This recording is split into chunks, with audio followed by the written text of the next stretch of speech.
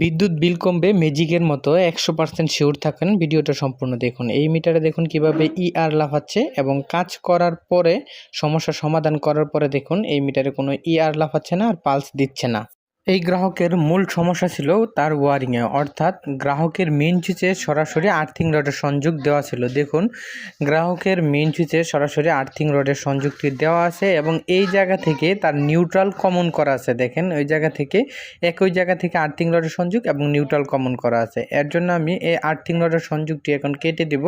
দেখুন এই আর্থিং রডের সংযোগটি যখন আমি এই জায়গা থেকে বিচ্ছিন্ন করে দিব তখন কিন্তু তার মিটারে যেভাবে আর লাফাইতো এবং মিটারে পালস দিত বিদ্যুৎ ব্যবহার না হইলেও সেটা কিন্তু আর করবে না এবং মিটারে আর লাফাবে না আর পালসও দিবে না। আপনারা দেখতেই পারবেন। দেখুন আমি এখন মিটারের কাছে আবার নিয়ে যাচ্ছি।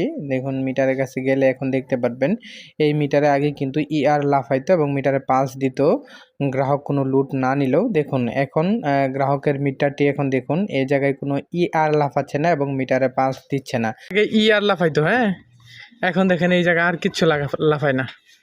মিটার এখন সম্পূর্ণ ভালো হয়ে গেছে।